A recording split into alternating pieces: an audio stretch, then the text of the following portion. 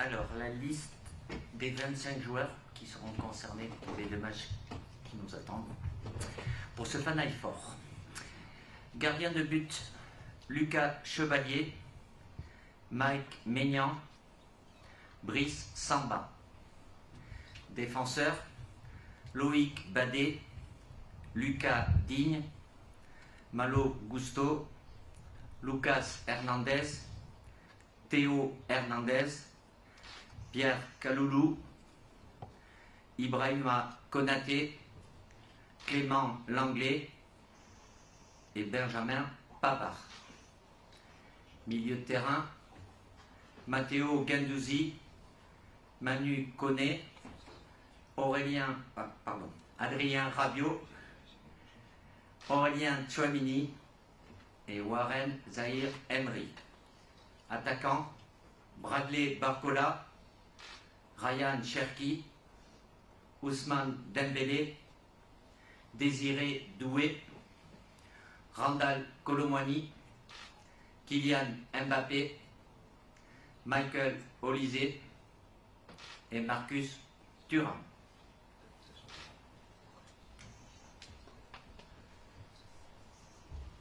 Bonjour Didier, Giovanni Castaldi pour la chaîne L'équipe. C'est la première convocation avec Léa pour Ryan Cherki. Qu'est-ce qui a motivé cette décision? Pourquoi maintenant? Et selon vous, qu'est-ce qui peut vous apporter? Merci.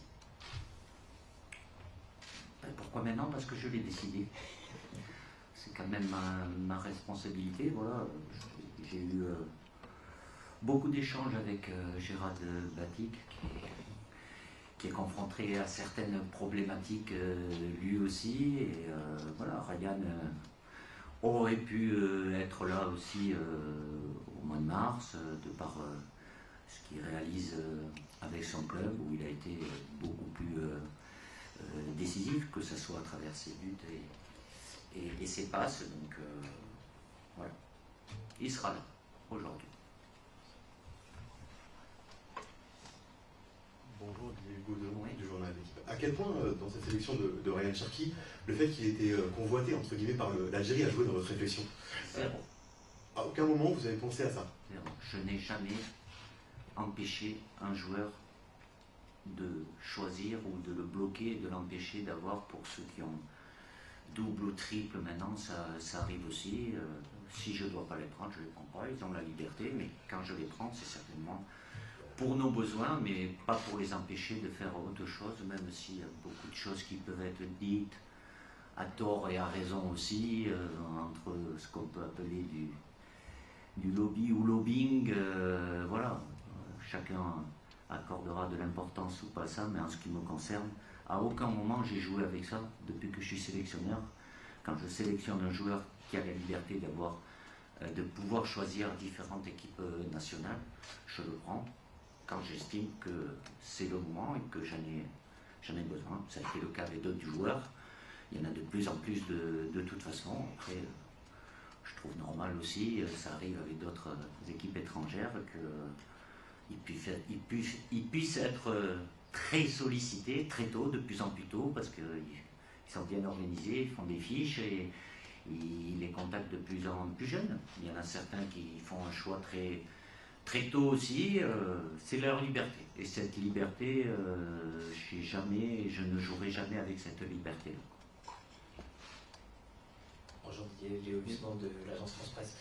Pour continuer sur Cherki, il était potentiellement, vous l'avez dit, vous avez parlé avec Gérald Batic, il pouvait participer à l'Euro Espoir un peu plus tard dans le mois de juin. Est-ce qu'il peut toujours potentiellement y participer ou sa convocation l'empêche? Non, c'est pas qu'elle l'empêche. Après, sans rentrer dans les détails, parce que Gérald aura sa propre communication. Je pense que vous le savez, au cas où, pour ceux qui ne le savent pas, le championnat d'Europe ne fait pas partie des dates FIFA. Donc, au bon gré des clubs, s'ils ne veulent pas libérer les joueurs pour différentes raisons, ce qui n'est pas forcément le cas pour Ryan et Lyon, mais voilà, il est confronté à cette situation-là, ce qui n'est pas le cas de notre fenêtre à nous internationale. Mais du coup, potentiellement, il peut y participer. Si Lyon. Non, je vous dis non, il n'y participera pas. D'accord. S'il est avec moi, c'est pas pour après. même s'il y en a qui seront occupés avec la Coupe du Monde des clubs après. Parce qu'apparemment, lui, comme, je ne veux pas dire tous les joueurs, mais il y a beaucoup de joueurs qui sont sur des listes susceptibles de bouger de club et de transfert. Ça donne des complications supplémentaires certainement dans la gestion. Et pour les clubs dans lesquels ils sont aujourd'hui, où je peux comprendre la mesure de prudence, et ça peut arriver à n'importe quel moment. Rebonjour Didier, il y a pas mal de mouvements en défense. Je suppose qu'il y a une partie sur l'aspect physique. Je pense à Jules Koundé, William Saliba et Dayot Upamecano, si on peut avoir des précisions là-dessus. Et sur Malo, Pierre et Clément, qu'est-ce qui a motivé vos choix? Merci. Oui, on est confronté à voir ce qui concerne Jules ou pas et William qui ont été pendant plusieurs rassemblements, font partie des trois qui composaient les quatre de la défense. Malheureusement, aujourd'hui, avec leurs blessures, ils ne sont pas aptes à être disponibles dans les temps. Donc ça m'a mené avec d'autres blessés, comme c'est souvent le cas, quand il y a beaucoup de blessés, c'est souvent au même poste, mais il y a beaucoup de blessés aussi sur le plan défensif, avec des joueurs qui jouent peu aussi, donc voilà, de faire en sorte de pallier ces absences, d'où le choix de d'autres joueurs, et en sachant, je ne vous apprends rien, qu'il y a encore des matchs à jouer qui sont importants, et j'espère que tout se passera bien, qu'il n'y aura pas de casse.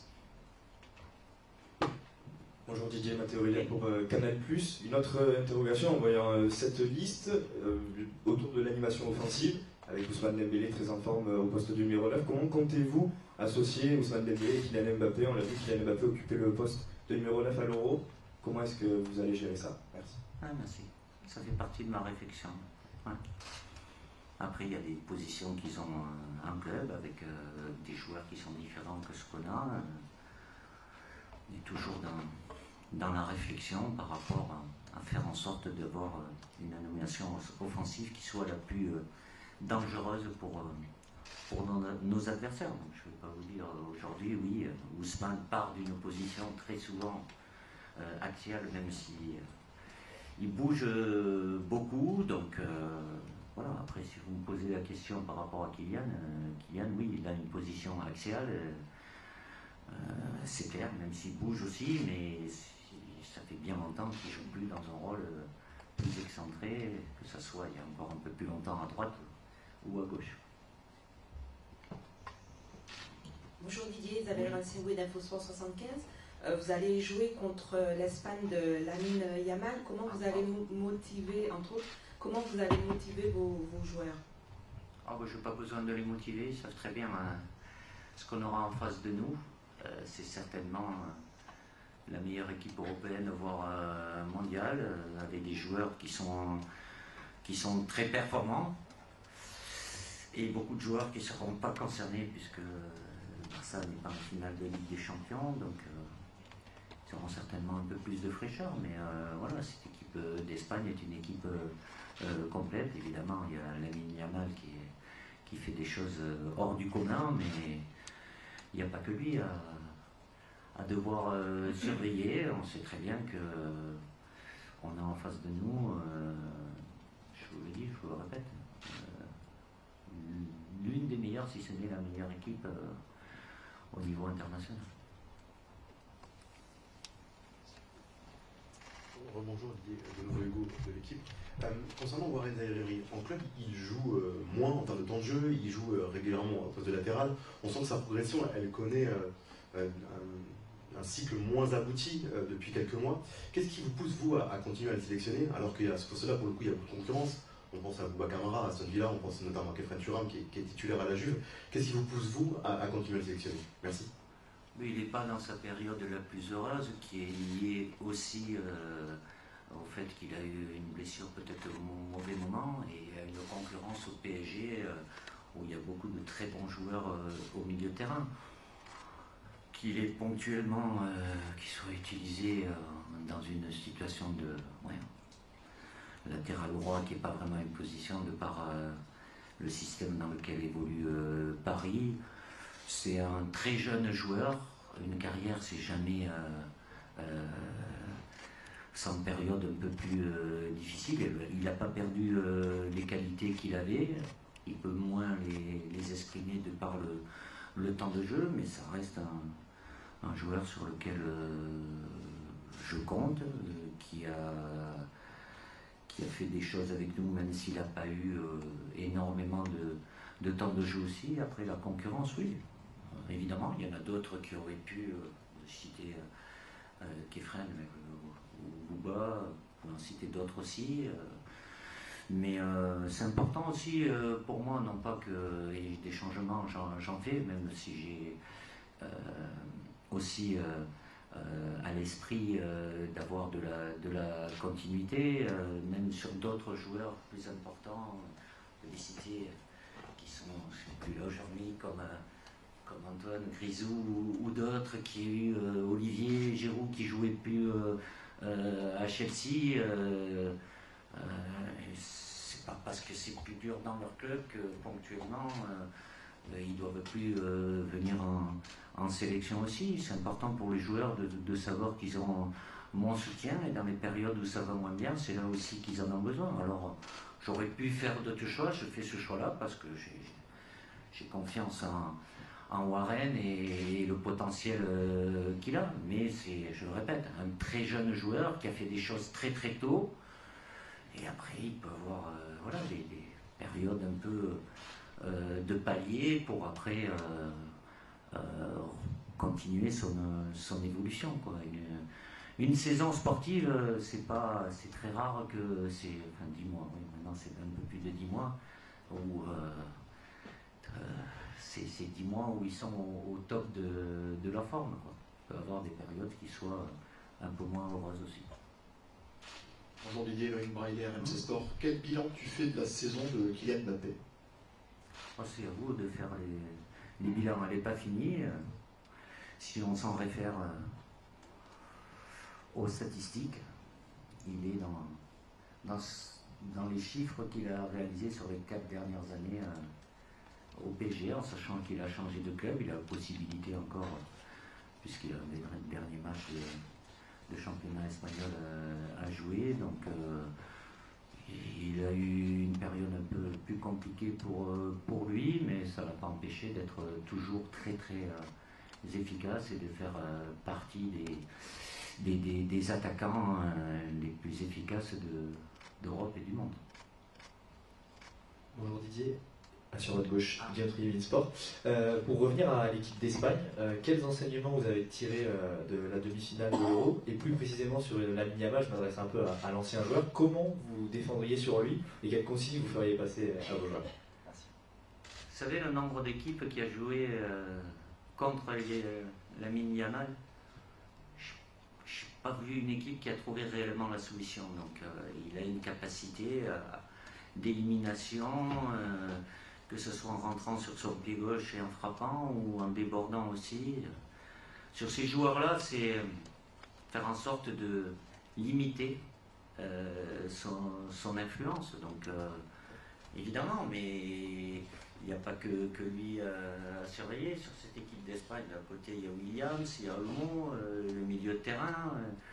Si c'est Morata devant ou Torres, voilà. Évidemment, même si c'était il y a un petit peu de temps, mais la demi-finale, dans l'analyse et tout ça, il n'y aura pas forcément les mêmes joueurs, mais cette équipe a toujours cette capacité au-dessus de la moyenne à avoir la maîtrise du ballon, vouloir lutter avec eux, et c'est pas renoncer à avoir le ballon, mais il y a peu d'équipes ou pas d'équipes qui ont pu rivaliser sur ce plan-là. Donc ça fait partie de leur qualité depuis énormément de temps, de par le profil des joueurs. L'avantage, ou ce qui est en plus aujourd'hui pour mon collègue Luis de la Fuente, c'est voilà, la vitesse qu'il a certainement en plus avec, sur le côté avec Lamine et Williams ou d'autres joueurs qui amènent encore plus de danger que peut produire cette équipe espagnole.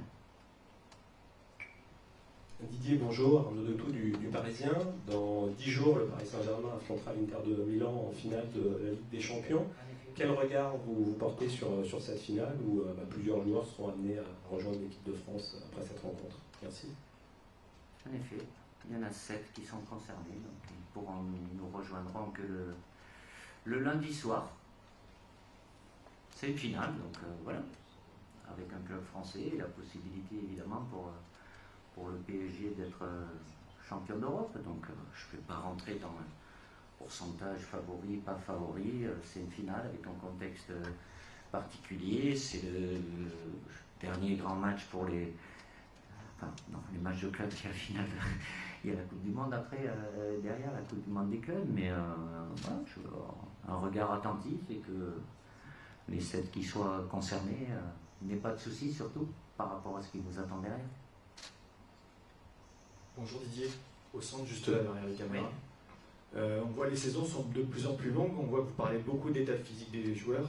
Est-ce que ça vous inquiète les saisons plus longues et la fraîcheur des joueurs que vous pouvez avoir et comment vous faites pour garder cette fraîcheur Ah ben il n'en fait rien, hein. De toute façon, pour ceux qui arriveront le lundi et avec un match le jeudi, bon, les premiers qui arriveront, je ne sais pas combien, mais le plus possible, j'espère, parce que rajouter à ça, je parlais des contraintes que peut avoir Gérald Batic avec les espoirs. Moi, je suis confronté aujourd'hui, je ne peux pas lutter contre ça. Si certains clubs décident de libérer leurs joueurs le 2, qui est la date officielle, je ne pourrais rien y faire. Donc, ça sera le cas, ça ne sera pas le cas. Vous le saurez, c'est possible. Donc oui, les saisons sont de plus en plus chargées, calendrier, plus avec des compétitions supplémentaires, donc qui amènent à une sollicitation physique, la fatigue physique, on peut encore la quantifier, qui amène certainement à des blessures par moment, et aussi une usure psychologique, parce que oui, il y a un manque de fraîcheur, mais c'est pas moi qui vais régler le problème. Voilà, c'est toujours important, même si les différents syndicats se battent aussi pour que les joueurs aient une période de récupération, de repos qui soit minimum avant de pouvoir re-enchaîner. Mais dans la saison, de par évidemment la nouvelle formule de Ligue des Champions aussi, ils ont toujours été chargés les calendriers. Et les fenêtres internationales, elles sont de plus en plus courtes, donc je m'adapte, mais forcément ça va, les joueurs sont très très sollicités, certainement trop, mais c'est pas d'aujourd'hui que on tire un peu la sonnette d'alarme. Est-ce que ça va aller dans le bon sens? Je le souhaite pour les joueurs en tout cas, et leur intégrité physique et psychologique. Bonjour, Antonio Torres de l'agence de presse EFE, l'agence de presse espagnole. En revenant sur l'Espagne, vous avez joué contre la Grande Espagne aussi entre 2008 et 2012. Vous pensez quelle différence vous notez entre cette Espagne del Bosque, Luis Aragonés et cette Espagne? Cette époque-là, c'est une Espagne qui a gagné, puisqu'ils ont enchaîné champion du monde et champion d'Europe. Et ça a très bien fonctionné, même s'ils jouaient, ils ont réussi à gagner avec un avant-centre qui n'était pas vraiment un avant-centre, puisque c'était Fabregas qui jouait, mais ça les a rendus efficaces. Ils restent toujours dans les mêmes données techniques, parce que c'est le profil notamment des milieux de terrain espagnol, mais aujourd'hui, je le répète, Luis a en plus à sa disposition beaucoup de vitesse et de percussion sur les côtés, non pas qu'ils n'avaient pas avant, mais là, avec des très jeunes joueurs, mais ça amène encore plus de danger à l'adversaire.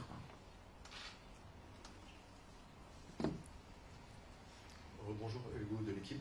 Vous expliquez à l'instant que le 2, si les clubs ne lâchaient pas, vous ne pourrez rien faire par rapport à la trêve internationale. Ils sont dans leur droit. Ouais, tout à fait. Est-ce qu'il y a déjà des clubs qui vous ont tenu informé de ça? Est-ce qu'ils vous ont dit on ne lâchera pas nos joueurs avant telle ou telle date? Première question. Telle ou telle date? Non, c'est la seule date. Non, je veux dire, est-ce que... Ils peuvent pas. Mais vous savez que nous, on est censé commencer le rassemblement le vendredi midi 30. Donc, si je vous dis ça, oui, je ne vais pas en faire de la publicité, ça pourrait donner des idées. Mais ils sont dans leurs droits. Donc, la date officielle et la date FIFA, c'est le 2. Deuxième question, rien à voir, sur Ousmane Dembélé. La question va se poser forcément par rapport au Ballon d'Or. Est-ce que vous estimez-vous, compte tenu de sa saison, et avant même la Ligue des Champions, la finale des Champions, qui mérite ce Ballon d'Or? Est-ce que vous voteriez pour lui, quoi? Je ne vote pas. C'est pas de mon ressort. D'ailleurs, c'est vos collègues qui doivent voter, étrangers aussi. Donc, il fait partie des candidats sérieux. Il y en a d'autres, mais il en fait partie. Je ne sais pas ce qui se passera pour lui. J'espère que tout se passera bien. Déjà, la prochaine finale samedi et la finale de la Ligue des Champions. Donc, si j'ai bien suivi, je ne suis pas tout, mais je pense que c'est clôturé plus tôt, puisque c'est la Coupe du Monde des clubs ne rentre pas en ligne de compte, apparemment. Oui, mais c'est avant que c'est clôturé, je crois. Après? Ah, ça rentre dedans? Bon, je n'ai pas tout suivi, les règlements, ils changent chez vous aussi, quoi. Donc, après, il se passera, est-ce que ça aura une influence? Mais de par ce que fait Ousmane, oui, il fait partie d'une shortlist ou d'une liste de joueurs qui potentiellement peuvent recevoir cette distinction individuelle. Didier, je reviens sur la finale de la Ligue des Champions. Est-ce qu'en tant que premier capitaine français à avoir soulevé la C1, tu es au soutien quand même du Paris Saint-Germain pour le foot français en général, ou est-ce que l'ancien Marseillais que tu es verrait pas forcément d'un mauvais œil le succès de l'Inter? Vous n'êtes pas sérieux, non? Vous posez une question comme ça. Ça, il faut la passer, il faut la poser à quelqu'un au Vieux-Port ou comme ça, vous êtes sûr de la réponse. Moi, je suis sélectionneur et il y a une équipe française, même si j'aime pas ces Marseillais, mais ça me paraît tellement évident déjà de me poser la question, vous ne devriez même pas me la poser, évidemment, que même si j'ai deux joueurs qui sont concernés, Benjamin et Marcus avec l'Inter, je vais dire non parce que moi je suis pas à ce niveau-là, sincèrement, quoi. Donc évidemment que ce serait la meilleure des choses pour le football français. Mais bon, toutes les questions sont possibles. Bonjour Didier, plan axe au niveau des caméras. Vous travaillez où? Ah, j'avais oublié. Bonjour Didier, plan axe au niveau des caméras. Tom Onégé pour Stade Perform. Il y a un absent de taille peut-être au milieu de terrain qui est Corentin Tolisso. Il était déjà absent au mois de mars, il a continué sur sa lignée en termes de performance. Qu'est-ce qui lui manque aujourd'hui pour être dans ce groupe? Potentiellement, il pouvait y être. Après, c'est des choix. On peut parler de d'autres joueurs aussi. Coco a eu un vécu aussi avec nous. Il y a des joueurs qui ont été là à l'automne, qui ont répondu à mes attentes aussi. Il clôture une belle saison, même s'il a eu un petit souci physique dernièrement, mais à lui de continuer. Après, oui, évidemment, il y a de la concurrence, beaucoup au milieu aussi. Je fais des choix, mais évidemment que j'ai suivi sa saison et par rapport à ce qu'il faisait avant, même si lui aussi, il évolue dans un poste différent, où j'ai évidemment du monde aussi, mais à lui de continuer sur la saison prochaine.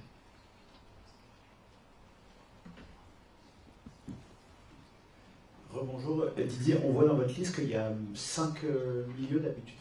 Non, mais d'habitude dans la 6. Et à quel point ce que vous avez fait contre la Croatie en 4-2-3-1 avec 4 joueurs à vocation? Sincèrement, c'est Guy, il doit me regarder peut-être puisque c'était des il me dit visuellement, il y en a un qui peut te. C'est toi.